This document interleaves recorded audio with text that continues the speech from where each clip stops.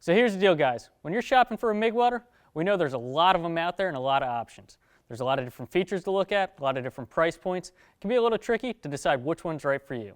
Today, we're going to talk about the MIG 135 and the MIG 140. We're going to talk about where they're the same, where they're different, and what features and benefits you may be looking for or want in your MIG welder purchase. So the first thing you want to know when you're shopping for a MIG welder is what the material thickness you can weld is and what input voltage the machine runs on. Both these machines, they're 120 volt MIG welders, and they can both weld 3/16 steel or stainless steel. This is going to be about the highest capacity you're going to find on a 120 volt machine. It simply has to do with the amount of power you can pull out of that standard outlet. Now both these machines, they're also spool gun compatible. We sell the spool gun, it's easily available, and all you have to do, there's a switch inside the MIG 135, there's a switch right here on the front of the MIG 140, and you get yourself a bottle of argon, you're welding aluminum. It's that easy.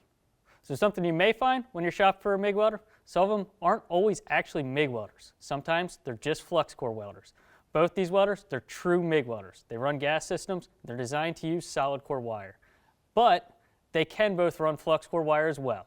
That gives you a lot of versatility if you got to weld outside, fix a project where you can't bring your gas bottle, or if your gas bottle runs out and you got to get a project done. Now, both these machines, they also use 023 to 035 wire sizes. Some machines you may find can only run 023, 030, or if it's just a flux core machine, it's only going to have an 030 and 035 drive roller. That 023 is really helpful when you're welding sheet metal on your car project. Really great for patch panels, something thin, 18 gauge, 20 gauge. 030, it's going to be great for say 16 gauge to 1/8 inch or so. Now if you're going to want to try and do 3/16, the max capacity of both these machines, definitely step up to the 035 wire size. When it comes to the technology that these two machines use, that's where we start to see some differences. The MIG 135, it uses transformer technology. This has been around just about forever. It's dependable, gets the job done, but there's been a lot of innovation that's happened in the last couple decades that we've been able to incorporate in the MIG 140. The MIG 140, it uses IGBT Inverter technology. This gives you the smoothest, cleanest arc possible. You can run it on a generator because it can deal with some of that dirty input voltage and still make a clean welding output voltage. And it's lighter, it's more portable, a lot easier to take to your job site to get the project done. So another place where the technology differs between these two machines is in the drive motor system. The MIG 135 uses a really dependable drive motor that's in a plastic molded housing. On the MIG 140, we've upgraded that to an all-metal housing. This is going to give you more consistent wire feed speed, and it's also going to be even more durable than what we've had in the MIG 135. Now speaking of durability, our heavy-duty torches is another place where we don't skimp. Both the MIG 135 and the MIG 140, they use Tweco-style consumables on their heavy-duty torches. Those consumables, you can find them right with us at EASTWOOD.com or in any of our retail stores, but you can also find it at your local hardware store, your local welding supply. They're available just about everywhere. In addition to the heavy-duty torches, we've got heavy-duty ground cables. These are going to withstand welding at the 135 or 140 amps all day. They're not going to get hot. They're not going to fail on you. We also put a copper strap in the ground clamp, and that lets you get even more surface area on what you're welding to ensure you get the best ground possible. Now, one area where we've changed it a little is we actually have Toolless Connections now for polarity change. We use a DIN-style connection on the MIG 140. It's very common. It's an industry standard. On the MIG 135, you have to open up the machine, you have to break out a wrench, and actually swap polarity inside the machine. You're going to be swapping polarity whenever you're changing from flux core to MIG welding.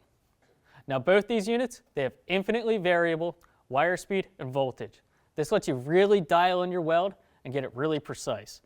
When you start shopping around in welders, you may find some tapped transformer machines, some of the lower quality MIG welders, where they only have a high, low, or a 1, 2, 3, 4, 5 heat setting, and then all you can do is adjust your wire speed. This is not going to give you the best weld possible because you're limited in how you can adjust it to make it perfect. Now where the MIG 140, we've got some additional features, is with 2T, 4T, and Tack Mode. 2T is just like traditional welding.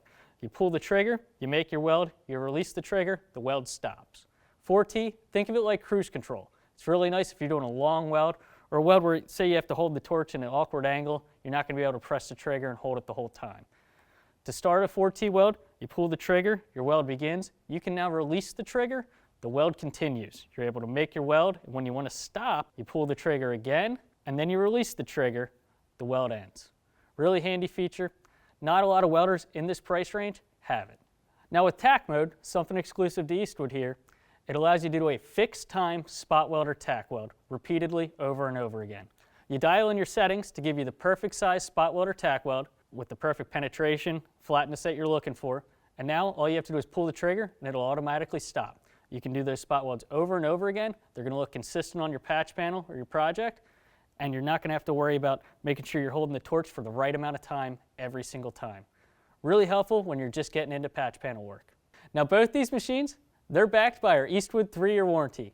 Now that means the tech team's on hand, ready to go to answer any of your questions or solve any issues you may have.